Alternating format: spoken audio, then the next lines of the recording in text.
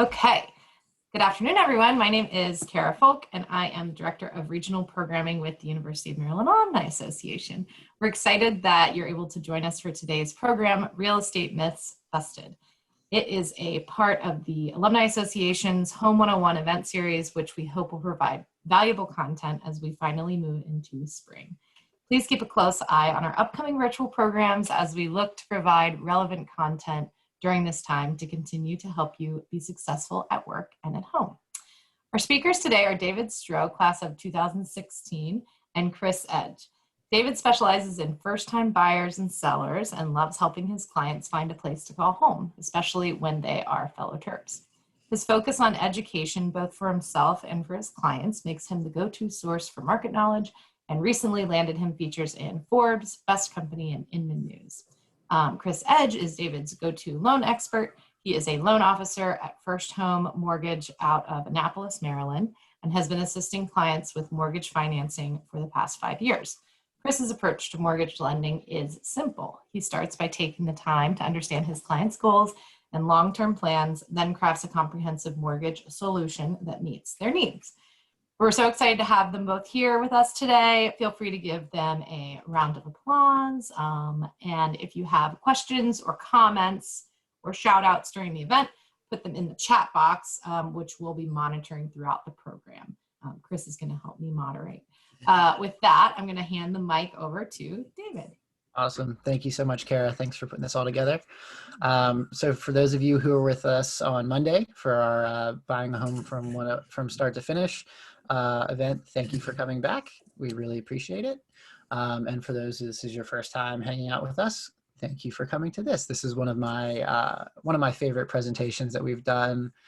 We've done this version of this once or twice before, and it's always fun to help bust some of the popular myths in real estate, and we get to do it in some fun ways with some interesting infographics and statistics and memes, because I love memes. So first things first, as a little disclaimer, we always want to say that real estate is constantly changing. So we could tell you a bunch of factual things today, and something could change tomorrow that would completely change those facts. Interest rates could change. The government could come up with some new program or some new legislation that would completely change the housing market 100%. Also, real estate is completely different everywhere. The University of Maryland has a huge reach with their alumni association. We're all over the world. So we might have some people in Montana right now. We might have some people in Texas. Chris and I work predominantly in the Maryland, Virginia, and Pennsylvania area, West Virginia coming soon. So our knowledge is really based in this area, and a lot of the things we say are going to be specific to this area. If you have any specific questions to other states and other countries, feel free to reach out to us, and we can connect you with people that live in those areas, work in those areas, and can have some really hyper-local knowledge to help you out. And finally, every situation is unique. So just like each one of us is unique from the other, our home buying situation or our home selling situation is going to be completely unique.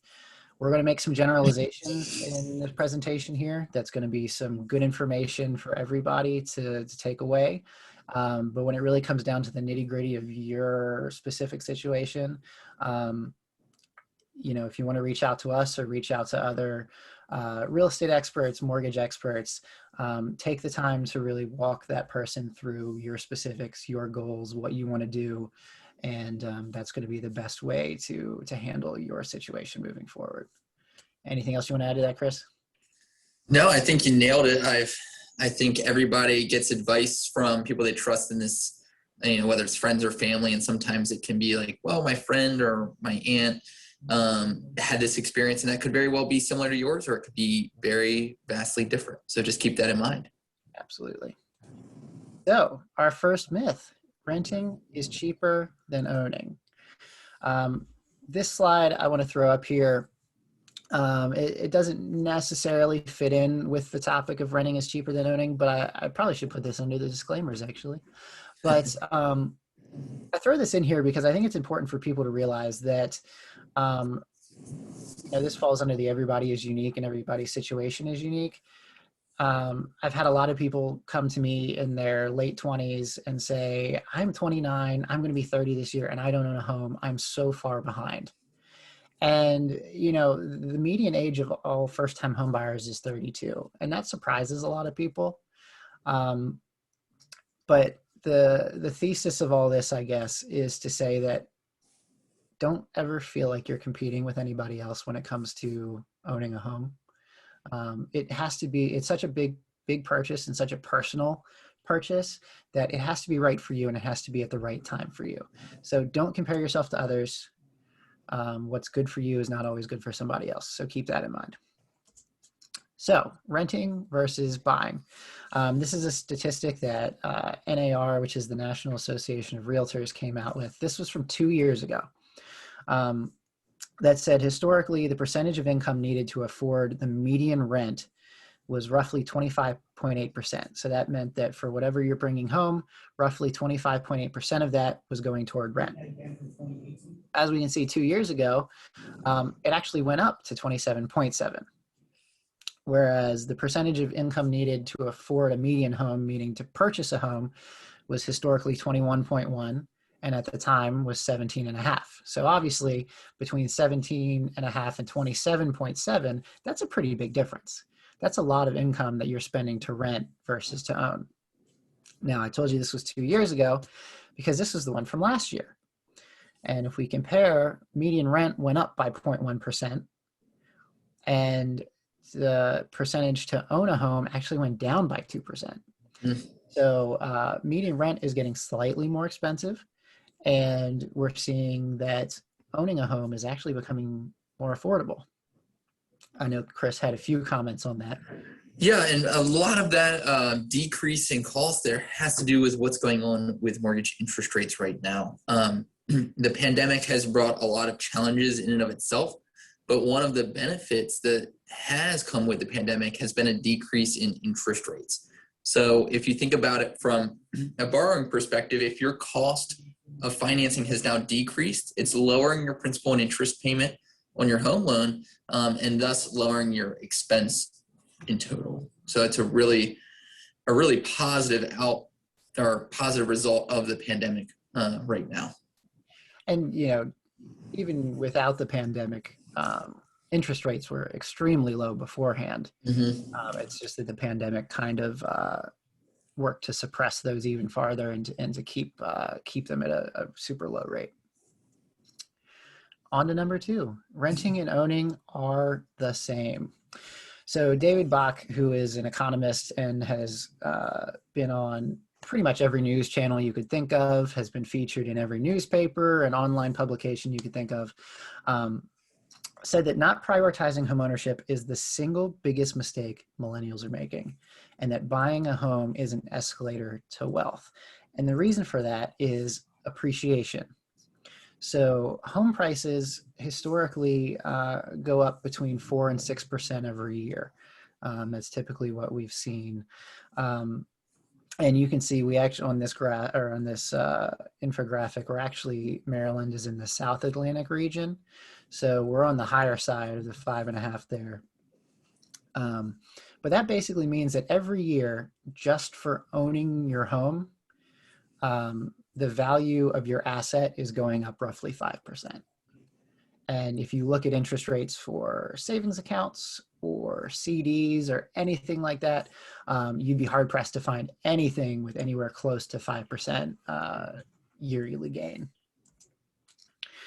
And this is a quote about the first quarter of 2019. Obviously, it's a little bit older, but it still, I think, holds a lot of information. The average homeowner gained approximately $6,400 in equity in the past year. So that's saying that, again, just by owning your home, you are worth $6,400 more just from living your life, owning a home, making your mortgage payments. That's, I think, a significant amount of money to anybody, and especially when it's not something you really have to do much to accrue. So average increases in home equity in 2020. This is a more updated look. with the pandemic, like Chris mentioned, with interest rates being so low, equity has actually gone up a lot for homeowners. And you can see the average increase across the country was $26,000 in 2020. So in a year, their home value went up $26,000 and some change. And I like this graphic here because it breaks down state by state. So I'll leave that up for another second. I'm sure those of you who are in states other than Maryland have zoomed in aggressively on the state that you live in to see. I don't blame you. I did the same thing when I first got this. I went straight to the DMV and looked around. But you can see that for the most part, there are really, really big gains in 2020 in home equity. Interest rates don't really matter. Chris has a lot of opinions here. So when we think about interest rates and how that impacts affordability, it's always great, or I always take a moment to pause and say interest rates are really important, but more importantly is when's buying the home right for you, right? You don't simply want to buy a home because you've heard rates are low. It is a very tangible benefit. And if you can time your need to buy a home with rates being low, that's terrific. But what you're going to see here in the data provided by Freddie Mac is that when rates are low, and this is from last year, but this is actually still very present today, when you see rates rise over time, you're going to notice that your borrowing costs increase. So if you look at this table here, you'll notice that in what I would call a nominal increase, right? We're talking about less than 1% increase in rates. You're watching your borrowing costs on a monthly basis increase almost up to $200 a month. So if it makes sense for you, right, to borrow when rates are lower, when values or prices are lower, you're going to secure cheaper financing through the lifetime of the loan. So in this example here, you're going to notice that it's breaking down a simple payment, but when you buy a home, typically you intend to own that home for a long period of time. So the savings demonstrated here are not just 1 month or 2 months, it's over the course of 5, 10, 15 years, depending on what your long-term goals are for that specific property. So keep that in mind. And then presently, while we're on the topic, we are seeing some volatility in the interest rate market. And rates are still very, very low, historically speaking, but they are starting to creep up as we see, the economy reopen, improve, and grow. So be mindful that it is going to increase over time. And thanks, Dave, for putting that up there. You can see there that these increases obviously add up over 30 years. And kind of building off what we just said there, you'll notice that over the past few years, we've seen a very gradual but steady decline in interest rates. Whereas in December and January of December of last year and January, beginning of this year, rates had kind of hit their historic bottom. Right, we'd never seen rates this low before. And again, as we're seeing more vaccinations circulated through the country, as we're seeing reopening occurring and economic growth progressing, we're starting to see that rising tide lift all boats, including mortgage interest rates. So again, if now's the right time for you to buy a home, you're still in a terrific opportunity to get a low interest rate. Yeah, I mean, talking back with my parents not long ago, they purchased a home in the 80s, and I asked what their interest rate was, and my mom said, I don't know, it was like 18%. Which credit card floored me, but at the time was not a big deal. So even if interest rates go up a bit from where they are now, you're still in an extremely powerful buying position. The next myth, which is I know one of your favorites again, is that you need a 750 credit score to purchase a home. And as you can see, that's not the case at all. So one of the benefits of the time we live in right now, I think is really great, is that we have a lot of tools at our disposal in terms of credit karma. Maybe your credit card provides a credit score. So you usually, 9 out of 10 clients usually have a really good idea of where their credit score is already. Now, depending on who you speak to, what you read, you might think it's not that good of a score. But as you can see, about half of home buyers in this country had credit scores under a 750. So there's a lot of opportunity and a lot of different programs out there that allow you to purchase a home without what you would call, perfect credit. And it's, again, I think we've alluded to this a couple different times. Everybody's situation is unique, and your credit score might be a representation of something you're going through at the moment. But shockingly, more people than not, when I talk to, are surprised by the ability to purchase a home with their credit score. And that goes across all loan types here, as we can see as well. Right. And, these are, if you're in the market for a home, you might recognize some of these loan terms, but you'll see that there's a conventional loan, FHA loan, VA loan. Those are just the different types of loan programs that you can use when buying a home. But again, across the board, plenty of great options for you when it comes to financing. Sure. Next up on our Myths Busted, down payment must be 20%. This is Kara's favorite one that we talked about the other day. So this was a poll that was done by Fannie Mae, asking consumers who were in the market to purchase a home what they believed was required for a down payment. As you can see, the biggest line on the graph is that they didn't know. And that's why we like to do educational opportunities like this to share the knowledge that we have. But a lot of people thought that it was 6 to 10%. A good portion thought 20%. And throw in the chat real quick if you know what the average percentage that a first-time buyer put down as of last year. I'm going to make a little quiz going. Yeah.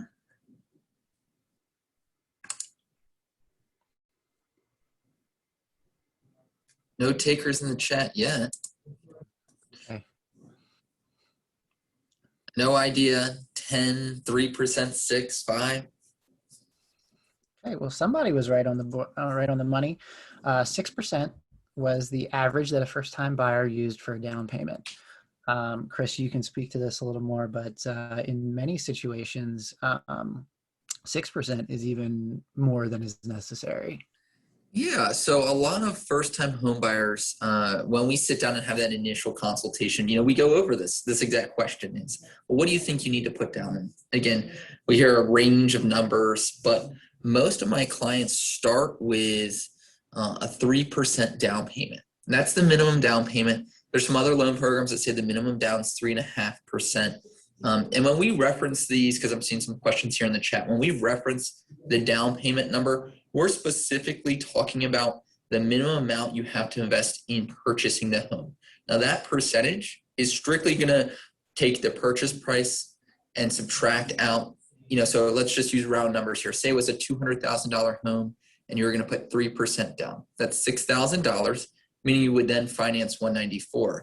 That number doesn't include your closing costs. And I think as we work through the presentation, we'll kind of tackle closing costs and additional fees, but that's just your down payment. So when buying a home, you could do so if you wanted to, right? You could always put more, but with a minimum of 3% down.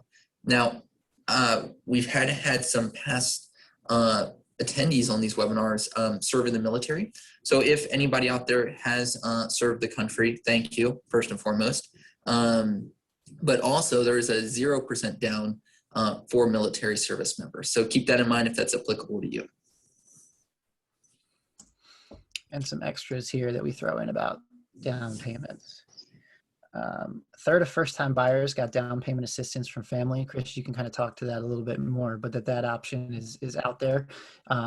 Is actually a surprise to a lot of people as well, I think. Yeah, so a lot of people, when you think about buying a house, they kind of think, oh my God, I've got so much to do, so much to save up for. But it's actually quite easy for us to help you buy a home if you have, say, a mother, father, family member, grandparent that wants to help out, right? I think our generation is unique in the sense, and when I say our generation, I mean the millennials, recent college grads within the past 10 to 15 years, that you kind of burden with extra debt that previous generations didn't see, AKA student loans. And a lot of families have really, from what we see in our day-to-day experiences stepped up and helped people by providing that fund or funding for the down payment and closing costs.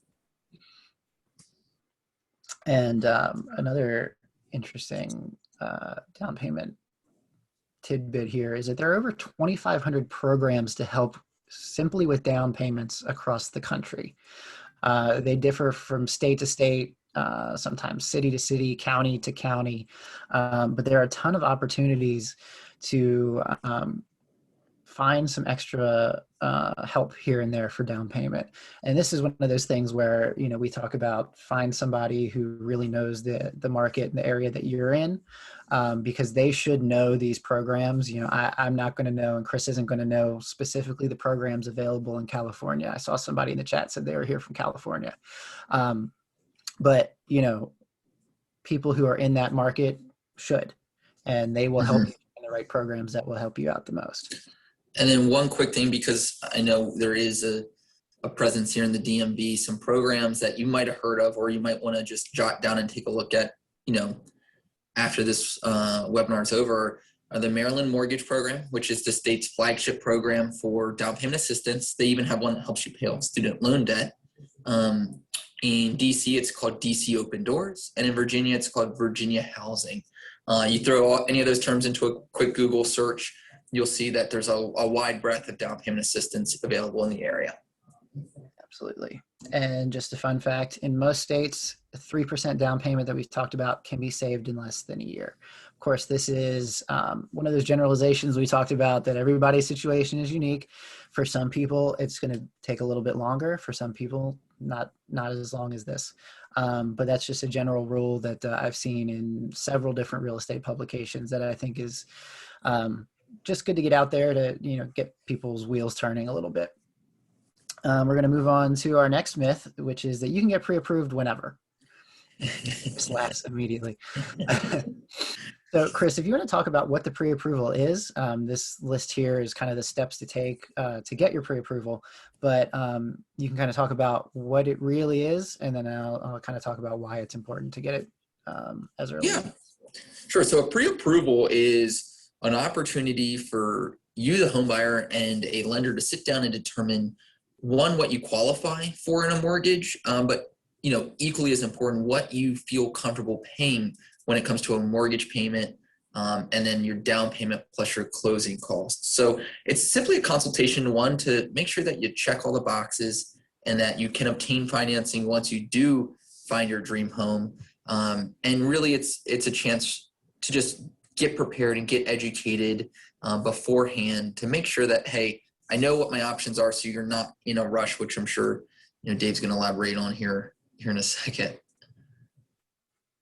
Yeah, so some of the reasons that we start with the pre-approval, and Chris touched on this a little bit, is to set expectations. I've been in the unfortunate situation a few times where a client has refused to get pre-approved ahead of time, and their budget in their mind is much higher than the budget that they can comfortably qualify for with a lending institution. And I think it's important up front that to be responsible real estate agents and responsible mortgage professionals, we need to set realistic expectations for our clients. And one of the important ways to do that is to start the pre-approval process early.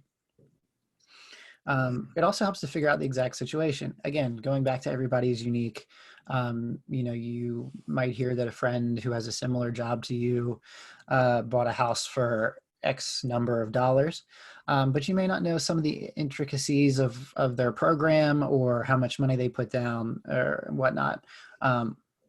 So we really recommend that you figure out your unique situation early. And then, like I said, you can take advantage of programs available to you. I'm sure Chris can speak to this, but some programs you have to do some education online beforehand. You have to get a certificate saying that you completed the program training, if you will. And some of those can take time. And so if you're wanting to go look at a house this weekend and potentially put in an offer, you might not have the time to finish that training that would help you get into a program that would be really beneficial to you. So the sooner you can do that, the better position you are in to purchase. and it helps you make a plan. These all kind of go together. I'm big on planning, and I'm big on having steps outlined for what my clients are going to do next and what I'm going to do next to help them. And without all the pieces, we can't build the puzzle to make the perfect plan moving forward. So the next myth, we're getting into some of my favorites now. It only takes a few days to buy a home. I don't know if anybody here watches HGTV, but we'll get into that in a little bit. But the average days to close a loan, so the average days from when you go under contract to when your loan is approved, and typically that's right before settlement, you can see hovers in the mid 40s. Sometimes takes a little bit longer, sometimes it's a little quicker. Chris, we've done it in what, 20, I think, before? Done it in 21 days. 21. But on average, you're in the mid 40s. I think a lot of times we lose track of time with certain things. And I've heard a lot of people say, oh yeah, my friend went under contract with the house, and then, he moved in a week later, and I'll say things like, well, did you see that on Facebook? And, oh yeah, I saw it on Facebook. Well, go back and look at the dates and really pay attention to when they said that they went under contract and when they said that they moved into the house, and they're surprised that, wow, that was 2 months. So I think it's important to set the expectations that if you go house shopping this weekend, there's a good chance that you will not be living in your dream home a week later. So moving on to my absolute favorite, HGTV is real life. No, it's not. I'm sure everybody who's on Facebook has seen a variation of this meme at one point or another, that it seems like the people on HGTV shows have unrealistic budgets, and for the most part, that's because they do. Here's just a few of my favorite HGTV myths, but we need to remember that everything on TV is for entertainment in one way or another, and HGTV is no different. One of the big myths is that buyers look at 3 houses and decide to purchase one of them. Burst some bubbles here, but on shows where they do that, most of the time, the home that they pick to purchase, they've already bought and have been living in for quite some time. They just went out and looked at 2 others to make it seem like they were going shopping. For the most part, buyers look at between 8 and 12 houses before they finally settle on one that they then purchase. Myth number 2, the houses the buyers are touring are still for sale. In a lot of the shows, that kind of goes back to what I just said, but in a lot of the shows, you'll see they'll look at 3 houses and they'll decide this is the one I want to buy, and magically that one is still available. Nobody else has put an offer on it. Nobody else has bought it out from under them. And typically that is because they have owned the home for some time already, and it's all just staged. And again, buyers haven't made a purchase decision yet. There's a lot of the shows where they have to decide if they want to buy the new home or renovate the one they were in, or stay in the one that was just renovated, or buy a new home. And all the ones that have decided to purchase the new home have bought it before the renovations were even done on their old home. I know a lot of people, I get like sad faces from this when I tell them all that, because it kind of ruins some of their favorite TV shows. But I think it's really important to understand that those are not a realistic model of what buying a home is like. So unfortunately, HGTV is not real life for most people. Sorry. Next up, one of the last ones. I think this is our last myth. The people you work with don't matter.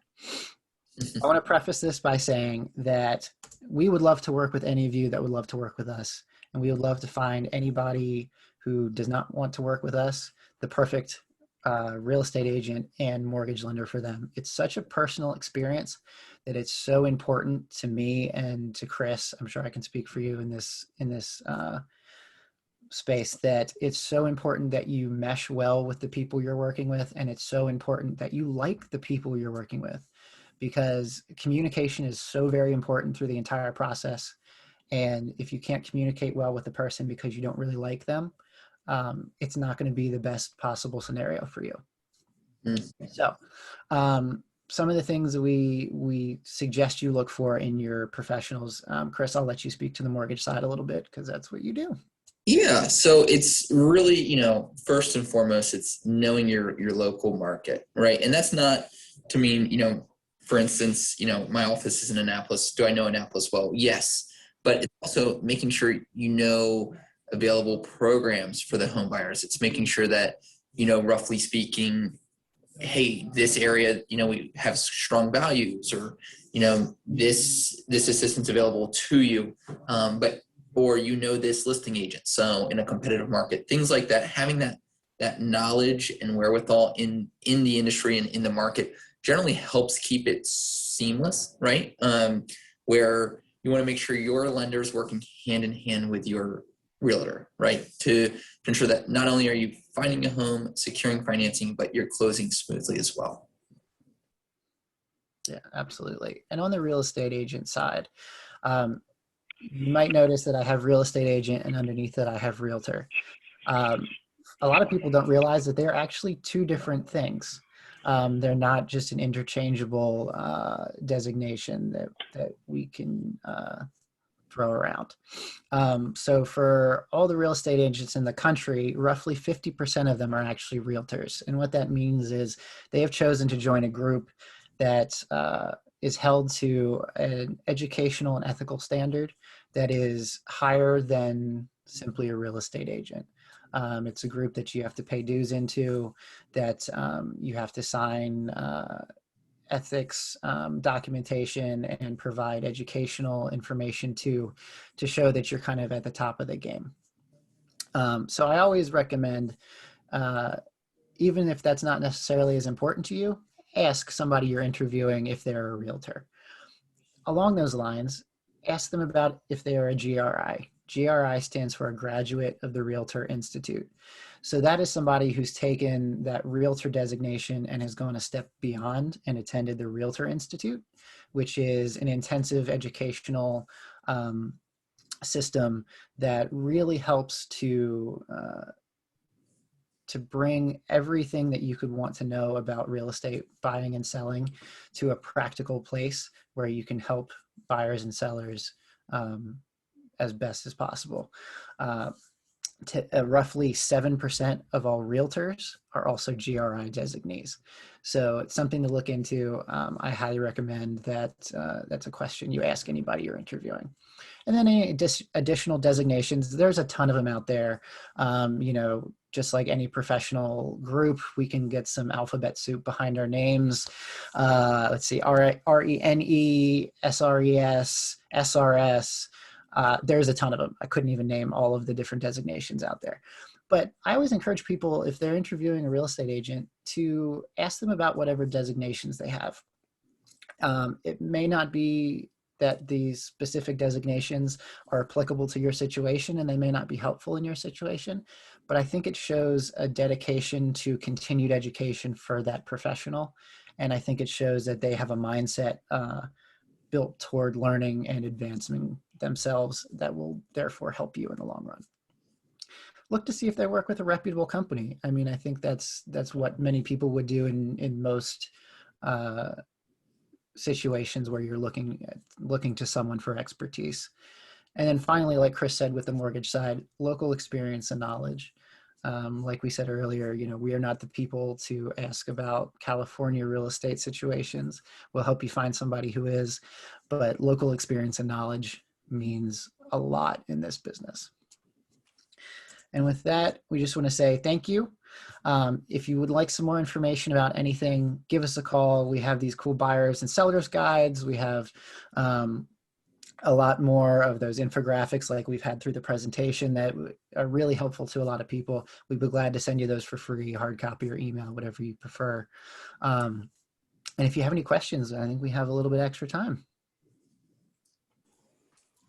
Just put a call out, so we'll see.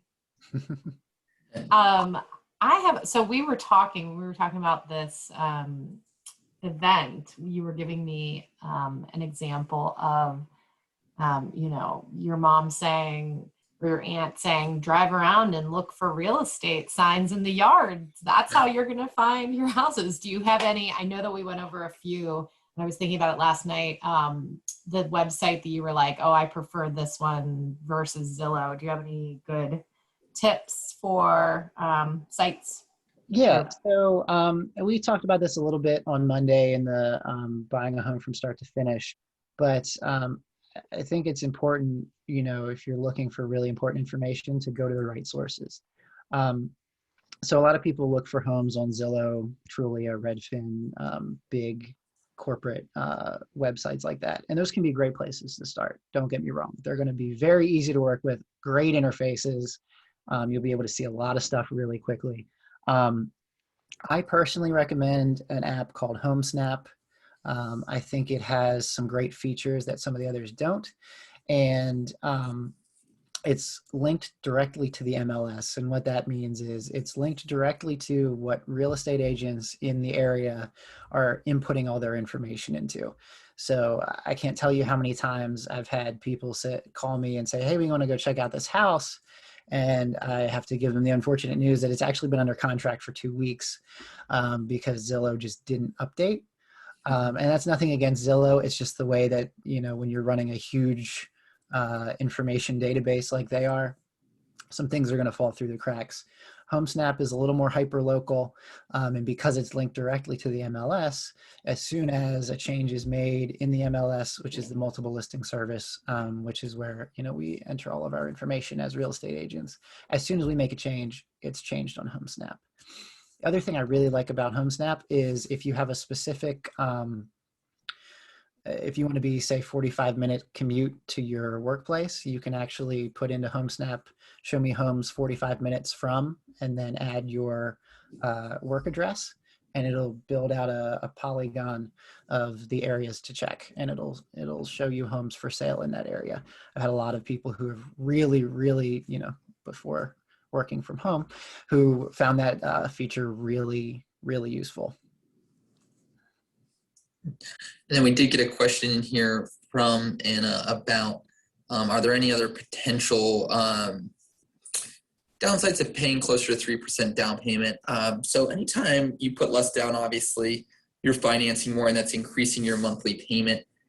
What I would encourage clients to do when you're thinking about maybe 3% down in something else is to run the analysis at 3% and 5% down.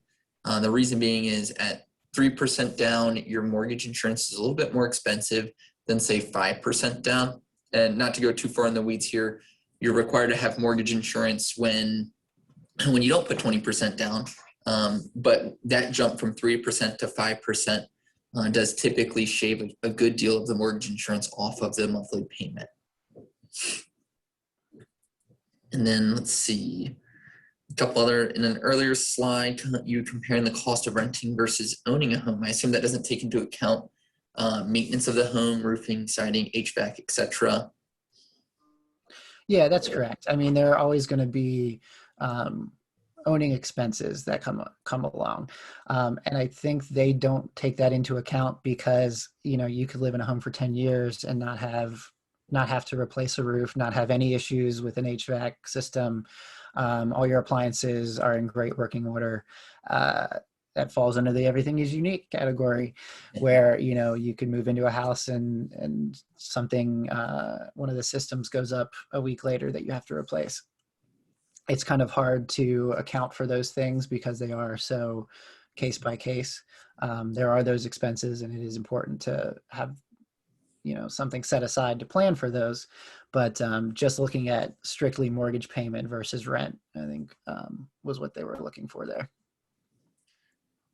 Nice. A couple other comments here.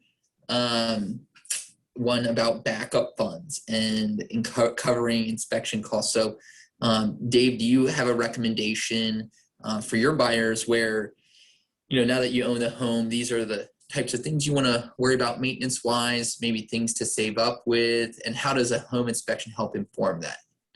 Sure. So I think a home inspection goes a long way to inform that. So a home inspector is going to look at most of the main systems in a home. So they're going to look at things like the HVAC, electrical, plumbing, hot water heaters, roofing, foundational things like that. They might point out some other things along the way. There's a hole in the drywall here, but their main job is to point out big ticket functional items of the home. And of course, when you have more information, you can better plan for the future. So if your home inspector says, that's a brand new roof, you've got 30 years left on it, you probably don't have to think, okay, well, I have to save money over the next 5 to replace the roof.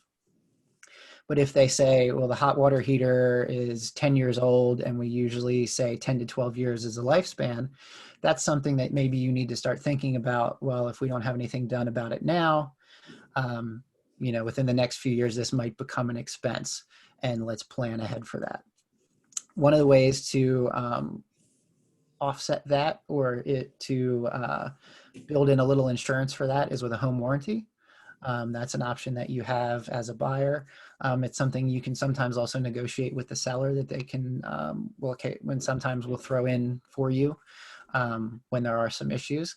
And that's, again, a case-by-case situation that you should talk with your home inspector and your real estate agent about, to see if that's a good option for you, and to see what different options are, because there's usually different tiers that cover different things. And depending on what the home inspection says, you may want to consider one versus the other. Great. And then I've got to throw this out here because I feel like it is a prevalent comment. I've actually gotten a question like this in the past. I'm curious to see, David, if you've heard anything like this. I've seen a couple of people on TikTok say things like, become a real estate agent so you can get the commission on the home for yourself. You only have to get one certificate / license. What are the cons associated with this potential method? And I'll let you go first, and then I'll follow up with my thoughts. Sure. So I would say cons of that potential method are, first off, the expenses that are not really talked about of being a real estate agent. To become a real estate agent, you have to have your license hung with a brokerage. And so, like, I'm with Remax Plus here in Frederick. They hold my license, and I pay them monthly fees for them to watch over me legally, to make sure my documents are filled out appropriately, to make sure that I'm being held to a certain standard. And so there are those fees that are involved. And a lot of times you're going to sign a contract to say, I'm going to be with them for a year or whatever. So you may be signing up for more than you're expecting to, if you just want to get your license just to help yourself buy your own home. Along with that is that if you were to get your license just to buy your own home, you might not necessarily have the experience that someone who's been doing this for 4 or 5, 10, 15, 20, 30 years has. And you can get yourself into some legal trouble, and you don't have anybody to back you up with that other than your brokerage, like I mentioned. But, I'm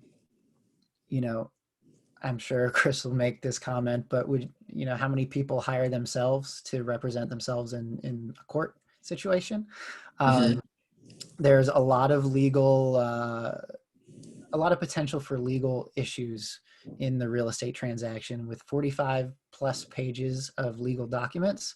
One missed signature or one misinterpreted line can lead to real issues for a lot of people. Yeah, and just to expand off that very quickly, because I know we're up against the wall here, is the home buyer.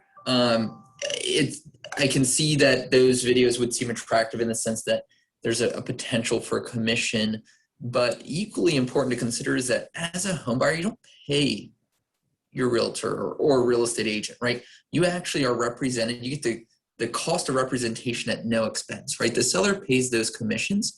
So, my recommendation always, and every now and then we do work on for sale by owners, and we see the clerical struggles. We see the misunderstandings that go on in a contract, even one that is very exhaustive, like the Maryland Association of Realtors contract, which is designed to protect all parties.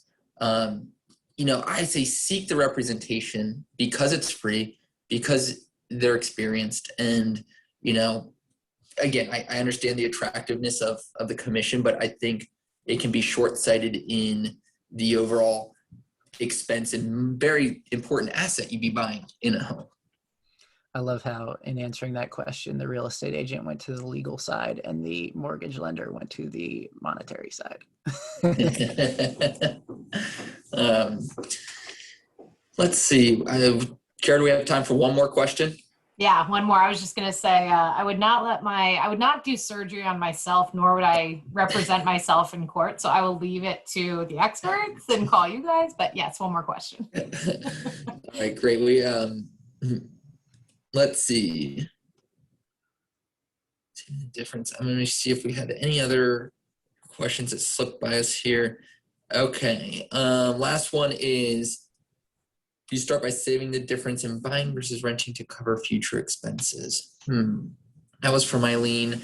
If I'm understanding this question correctly, which I'll read out loud one more time, is maybe you could start by saving that difference in buying versus renting to cover future expenses. I think she was referencing me. My fear as a single gal, probably just like when I, just kind of the money that I'm saving, that not spending on I see. rental, I would put aside for my HVAC.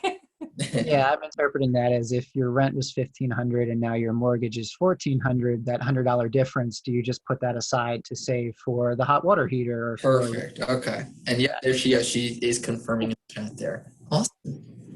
I'm thinking my next event will be about like saving money for a new home. Finances, I think, is our next step. So any other questions, send them through the chat. Otherwise, I'll provide contact information from David and Chris. Anything else? Yeah, love it. Any other last thoughts from our speakers? Thanks for... This is Tom. I think Rebecca asked a question. I don't know if you answered her question, but I was curious as well on her question. Oh yeah, I do see that there. So what would you say would be the minimum amount of time living in a home that would justify associated costs? So what I will say about that is, like with any major purchase or life decision, analyzing how long you're going to be in that home, right? So this question could be interpreted in a couple different ways. How long do I live in it and then turn it into a rental, or how long do I own it before selling it?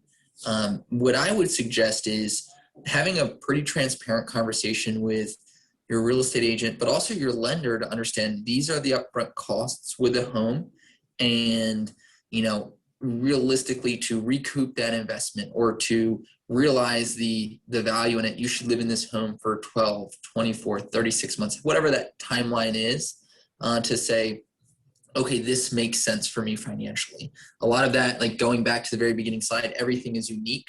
So understanding what your unique situation is and what your costs are will probably help you inform that decision. But, if I had to take a general rule, I would say probably a few years for most individuals.